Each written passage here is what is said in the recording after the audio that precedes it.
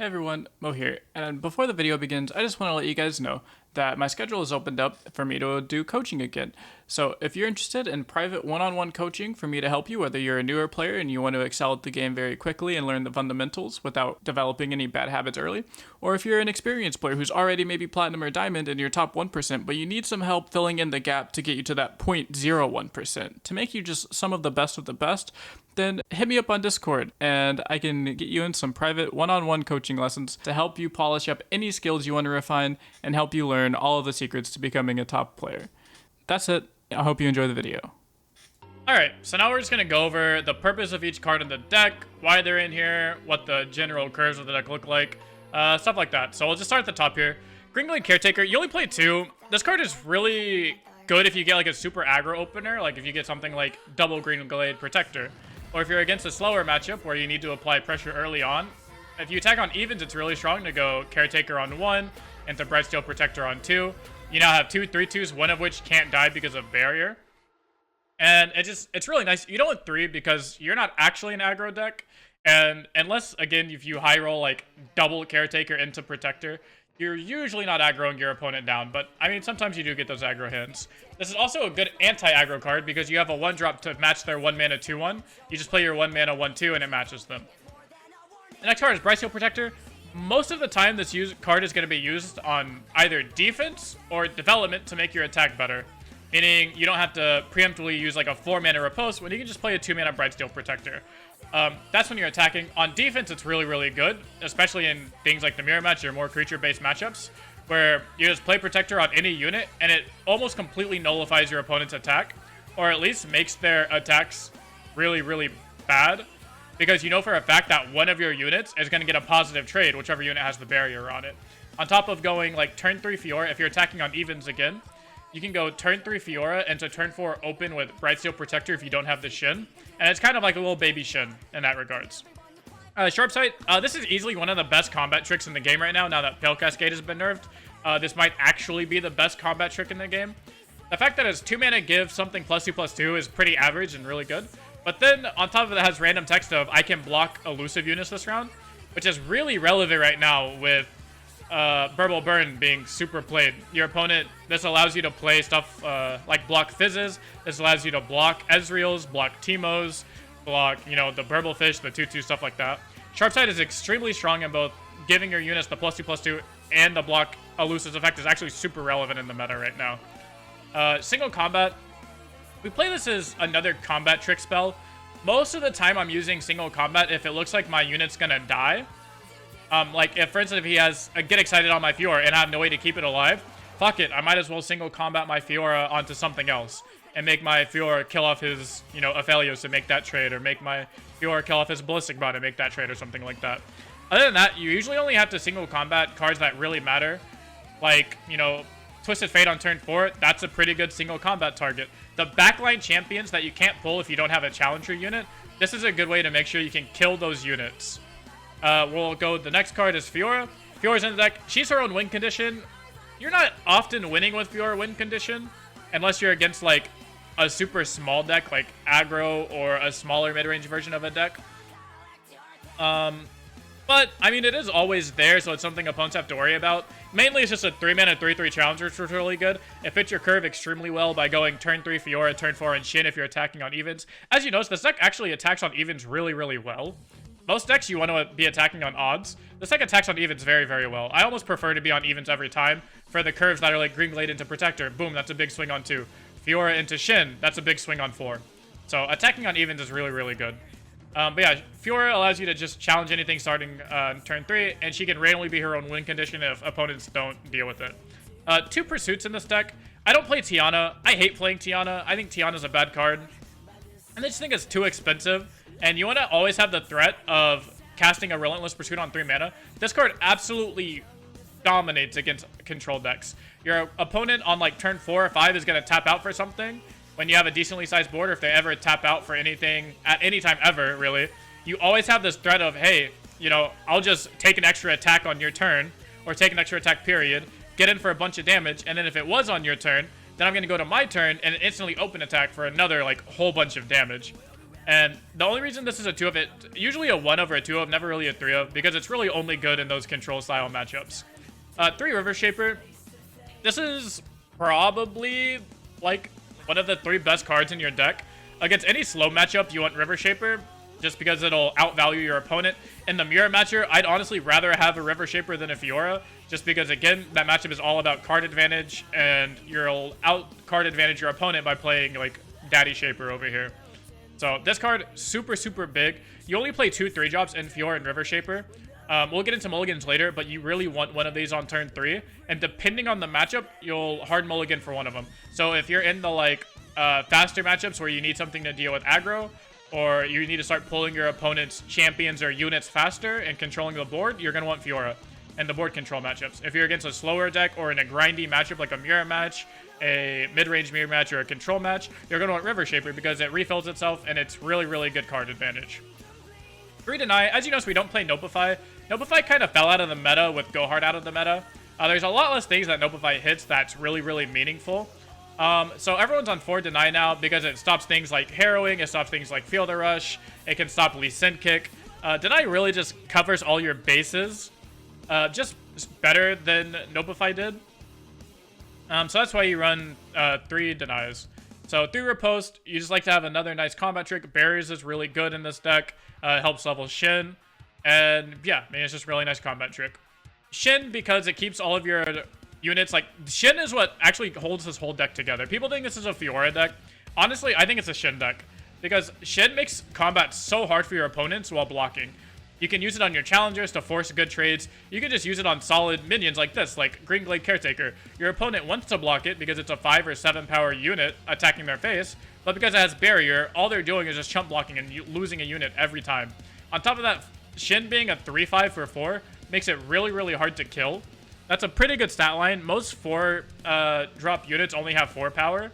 So having a 5 power unit or a 5 health unit on turn 4 is really, really good and makes it really hard to block efficiently. Even for removal spells, your opponent has to do, like, Get Excited, Mystic Shot. So at minimum, they're going to, like, 3-for-1 themselves in that scenario just to get rid of your Shen. And you're really happy with that. 2 Spirit Refuge, because these aggro decks have started to pop up a lot to counter the Aphelios and the Burble Burn decks. Pirate Burn has gotten pretty big. Spirit Refuge is great there. This is actually halfway decent into Burble Burn because sometimes you can go, like, Sharp Sight your unit, Spirit Refuge, and it's really good. In the mirror matches, it can be good just to have as another barrier card. And the control matchups, it's kind of whatever. It's just a barrier card. 2 Concerted Strikes. A lot of decks were playing 3. I cut a 3rd Concerted so that way I can play a 2nd Brightsteel formation, which we'll get to in a bit. But Concerted is really nice to kill those really big units like the Aurelion Souls, the Sorakas, your Mind Splitters, just like the 7/7 Dragon. Anything that's big like that. Leviathan, I know a lot of people have been playing TF Swain lately. Concerted Strike is really good at taking care of those really big units. And sometimes you get insane value. Like, if you have 2 River Shapers in play and you need to kill something that has 4 health, fuck it. Use a Concerted Strike. You just played 5 mana, kill a unit, draw 2 cards. Which is, I'd say, pretty fucking good. You can also combo it with things like a Fiora and a River Shaper. So you're going to draw a spell and your Fiora gets a trigger. You can combo it with the Fury Dragon, which makes your Fury Dragon +1/+1. This is just, again, it's basically single combat, but it's one-sided, and you can use it to kill even, like, bigger units that are on the backline instead of just your average-size units on the backline.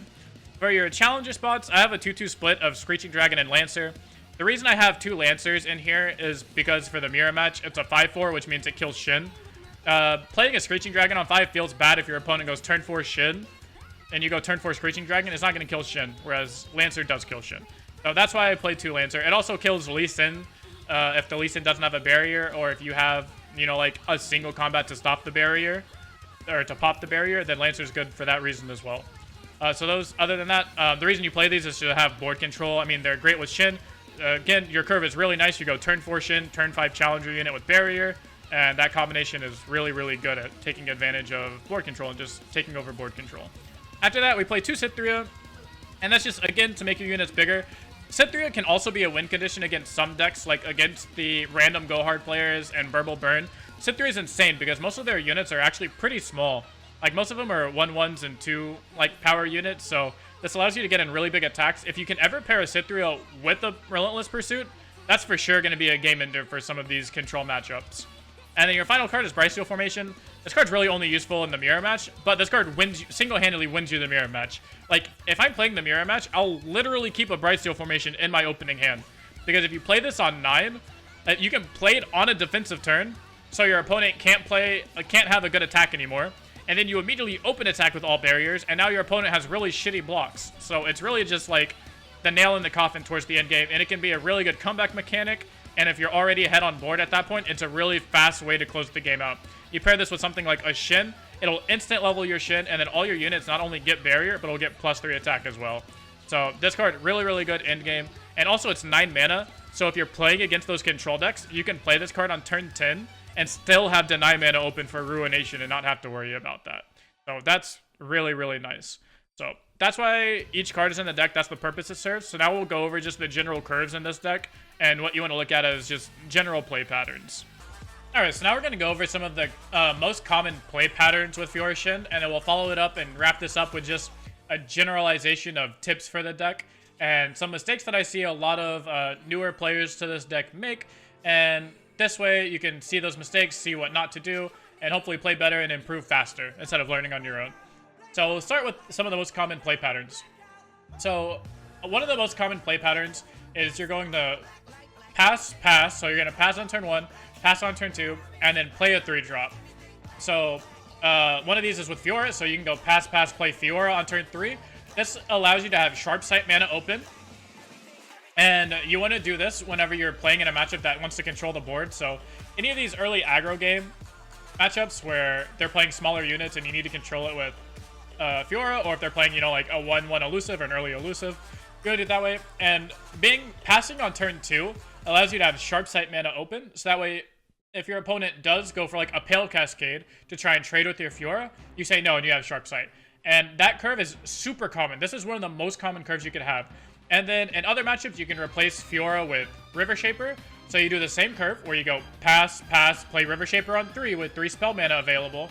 And then now you can attack with your River Shaper and have Sharp Sight open. So if your opponent blocks and tries to kill or trade with your River Shaper, you can just use a combat trick. And at that point, Sharp Sight is essentially 2 mana, draw another spell. Because it's keeping your River Shaper alive, which allows you to draw a spell from your deck. And then if River Shaper attacks again or blocks, strikes again in any way, shape, or form, then that Sharp Sight now essentially cycled itself the first time, and then it turned into a draw spell after that.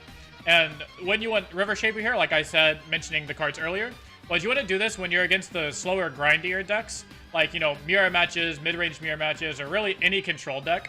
A really, really common curve, and the reason why these decks slam SI Freljord really hard is because you go pass, play River Shaper on turn 3, and their only good answer to that is play an Avalanche. And then when they go to Avalanche you can Sharp Sight up your River Shaper so it doesn't die to Avalanche, and then you get to open attack. You now deal 4 damage to their face and to draw another spell. And that essentially will give you so much advantage in that matchup that turn alone, if you play that curve correctly and don't just run out your 2 mana 3/2, if you do that curve against SI Freljord decks, you're more than like 55% gonna win that matchup. It's really, really good for you. The next one we're gonna talk about is the Shen curves. So going any 3-drop unit, either River Shaper or Fiora, depending on the matchup, into Shen on turn 4 is really good if you're attacking on evens. And then same thing is you go 3-drop Shen, 5 mana challenger unit, all on curve. And this is a really, really good tempo play whenever you're trying to fight for board control in these mirror matchups or in any type of matchup where you're just essentially wanting to control the board. And again, this whole time allows you to hold up in 2 mana, so you can single combat if you need to kill something, or you can Sharp Sight as a save spell for one of your units. There's 2 more curves we're going to talk about that are super common that I think you should know. One of them is playing behind curve, and what this means is you're going to go pass, and then probably pass on turn 3. And this is going to sound really, really slow, but trust me, it's worth it in the end. Then you're going to play your 3-drop on turn 4, whether that be Fiora or River Shaper. And then you're going to play your Shen on turn 5, and, you know, your 5-drop on turn 6, and so on and so forth. You're just going to keep playing one turn behind curve, and you're going to do this in the matchups that you need to keep open, deny, and riposte. And these matchups are typically the matchups that play big board wipes. Anything you need deny in is going to be good. So these are going to be like your Draven Ezreal matches where you know they're going to want to play something like a Tri-Beam on you. Or this is again going to be against like the Avalanche or the control decks that are going to want to try and board wipe you. Instead, you can hold open your riposte mana, so if they ever go for a big burn spell, riposte blows them out. And if they ever go for the big board wipe, like a Ruination on turn 6, like turn 6, you're still getting to play your 5-drop. So you're still going to have a 3, 4, and 5-drop in play, except now you have that extra 1 spell mana to go ahead and cast the deny, and that'll surely blow out any control opponent. And if they're putting their entire turn and casting this big spell, and you just deny it with a 4-mana spell, it blows them out. And then the very last curve we're going to talk about is kind of piggybacking off of that last one, where your turn 10, you can play Formation, Brightsteel Formation, and have Deny Mana. So I kind of went over this when I went over Brightsteel Formation and the card review. This is really, really strong against like Ruination or Field Rush style decks. Essentially, if it's your turn and you get to attack on turn 10, or even if it's your opponent's turn on turn 10, if you have full spell mana, you can slam Formation because it costs 9, and then now you have the 4 Deny Mana. So they can't Ruination you. They can't play cards like Field Rush to try and come back into the game. And it's just really, really big because they literally cannot deal with this board now. If it's your opponent's turn, like I said, you play Formation, you have Deny Mana open, you go to your turn, you open attack for a shit ton of damage. If it's your turn, they spend all of their mana to Ruination, you just deny, and then you open attack. And it's really, really sick. That's a really big curve to fall into if you're playing against these slower control style decks. So that's it for the general curves and the most common curves. And we're just going to go right into the last, second to last portion of this, which is general advice on the deck. So there's 2 main points I want to make on this deck that I see a lot of newer players that are learning this deck fall into, the traps they fall into. The biggest trap that people fall into is not knowing when to give up their Fiora. A lot of times I see people keep their Fiora alive, and they'll go and they'll spend, 2, 3, 4 cards to keep this Fiora alive, when it's just going to die the next turn, or when Fiora is not going to win you the game. Learn when Fiora is your win condition. If Fiora is not guaranteed to win you the game on that turn or the next turn, sometime like really, really soon, don't get jaded and spend way too much mana and way too many spells to go ahead and keep her alive if she's not winning you the game. At that point, like, you go down in card advantage to save a Fiora that's essentially doing nothing for you. Like, she's just a vanilla 3/3 unit. Just think about it this way. If you played Fiora on 3, and she killed a unit on turn 3, she killed another unit by blocking on turn 4, or if you attacked with, like, a Shen barrier move, and then your opponent goes to kill it with something like, a Mystic Shot or a 1 damage spell, like, you don't really need to spend a spell to keep that Fiora alive. At that point, your Fiora killed 2 units and ate a removal spell, so she went 3 for 1, and you're ahead in card advantage by 2 cards, which is absolutely insane. You should be super, like, ecstatic at that point, because now they don't have those units to block your bigger units later on, like your dragons, your Cithrias, and they're out a removal spell that they could have used on your, like, River Shaper or any other unit later on. And the second point that I'm going to make here for general advice is don't get impatient, meaning mainly talking about your spells. Don't spend your single combats and your, like, barriers and your concerted strikes early. You don't need to be proactive with this deck. This deck has a lot of ways to be reactive, and you play a lot of reactive spells in order to deal with your opponent's units, spells, and abilities, and combat tricks. Anytime you can force your opponent to act first, you should come out on top by being able to now choose the perfect answer in your hand for whatever spell they cast, and this is way better than proactively using a spell and hoping you played around the right card. Like, if you have to play around either a Mystic Shot or a Freeze, and you kind of just gamble, and you're like, fuck it, I'll use spell A. And spell A plays around, like, Frostbite, but then they end up having a Mystic Shot, you're really sad, because you lost a 50-50. Whereas instead, what you can do is force your opponent to act first, and then they cast the Frostbite, and you're like, okay, now I know I have to play around Frostbite, so I can play the other card in my hand that plays better around Frostbite.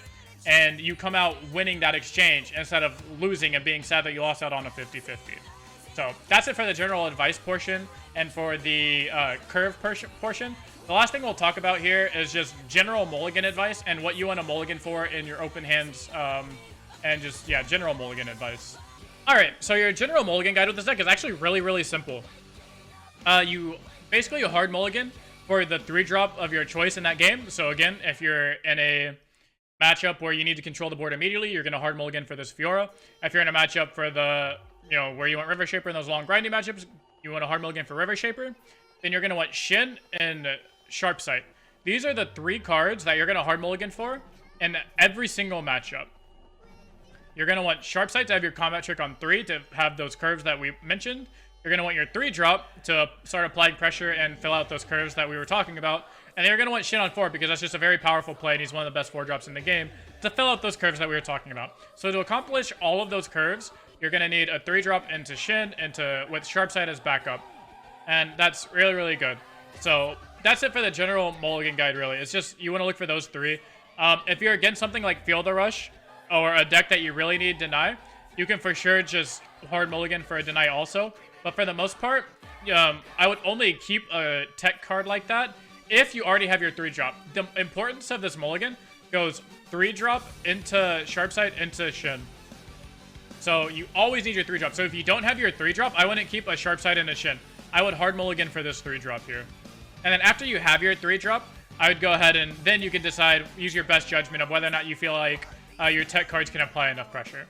So that's it for the general mulligan guide. If you want a more in-depth matchup guide against all of the meta decks, go ahead and head over to my Discord. I'll have a document there giving you general tips to play around each matchup, tell you what cards you need specifically, what cards to play around in those matchups, and if the matchup is favored for Fiora Shen or unfavored for Fiora Shen. So just click the Discord link that's down in the description below. Join. It's free. It's not behind the paywall or anything. And yeah, that's going to be it for this deck guide. Hope you guys enjoyed it. If you did, make sure to leave a like and subscribe so you get notifications on all my future deck guides. Go ahead and follow me over on Twitch. Everyone say hi, YouTube. I'm actually recording this live on Twitch right now. So if you ever want these deck guides before they come out on YouTube, and we usually have a lot more in-depth discussions because I'm able to answer your questions live, make sure to go ahead and follow my Twitch over there so you guys don't miss out on any of that extra hoopity, scoopity, whoopity, foopity, you know? And that's going to be it. I enjoy you guys, and have a great day. I'll see you in the next video.